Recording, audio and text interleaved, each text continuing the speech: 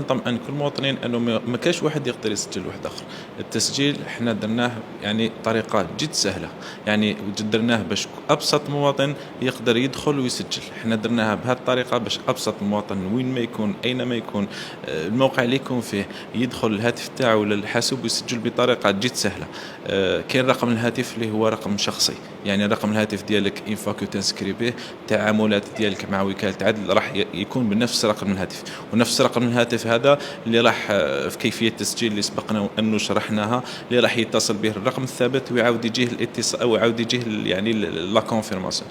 يعني مش ممكن كل واحد راح يسجل واحد اخر. وانا من هنا ادعو كل المواطنين انه يدخلوا الصفحه الرسميه تاع وكاله عدل ولا صفحه فيسبوك تاع وكاله عدل، لو ليان راه مبارطاجي، يقدروا يدخلوا لاباج كيما نقدر نوريك دوك. تدخلي لاباج دونك لاباج راهي لهنا، دونك راهي اليوم راه لاباج راهي هكذا كما راكم تشوفوا فيها.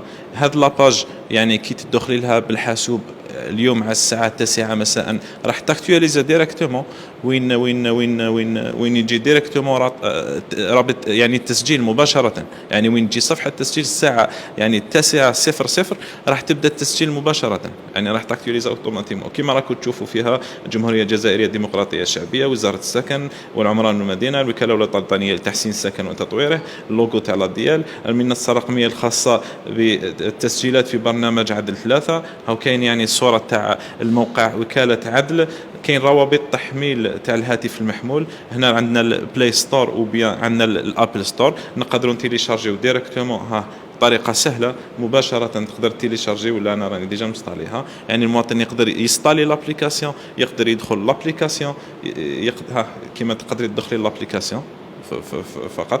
ها توضح نقدر زعما ندير التسجيل.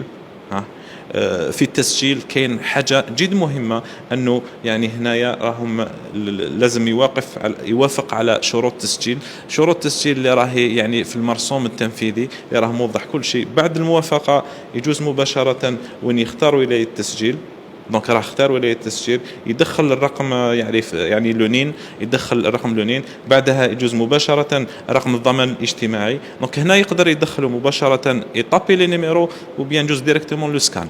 لو سكان يعني نطمئن المواطنين راح يسكان يعني جهه واحده من البطاقه، يعني سواء بطاقه التعريف الوطني ولا بطاقه كارت شفا، جهه واحده، مش لازم يعني يسكاني لي دو. فيما بعد ذلك رقم الهاتف الشخصي راهي مكتوبه رقم الهاتف الشخصي، يعني هنا وين نقول باللي يعني رقم الهاتف ما قديش ديري تاع واحد اخر، لانه التعامل مع وكاله عدل راح يكون بنفس الرقم.